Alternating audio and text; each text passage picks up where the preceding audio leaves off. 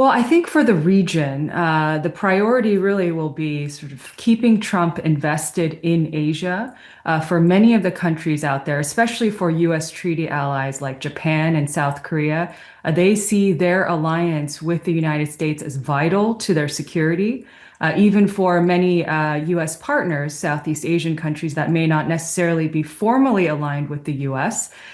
They also see the United States as a vital economic partner, but also an important security partner and counterweight to China in their neighborhood. And so for those countries, really, I think managing their ties with the United States, keeping up good relations with President Trump, especially as many of them work on their trade deals with the United States, is very important.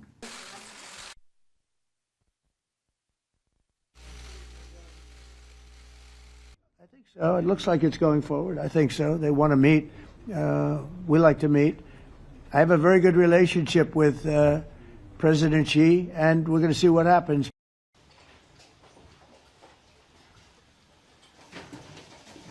We are going into the negotiations and with good intentions, with great respect. There will be a lot of interest on whether the US and China can hammer out some kind of truce and a sustainable trade deal.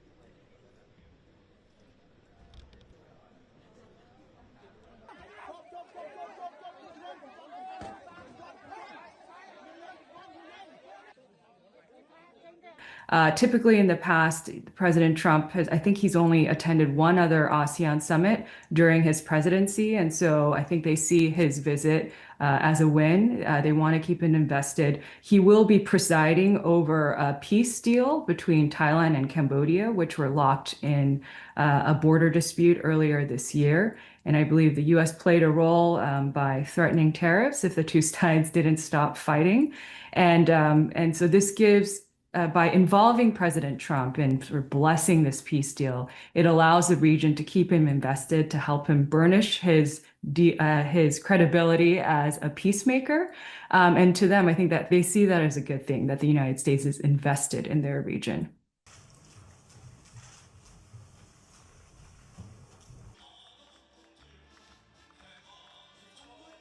The challenge for these countries, which really depend on the United States as a security guarantor, especially in a very rough region, they have been, challenged by the fact that President Trump tends to see these alliances as burdens for the United States.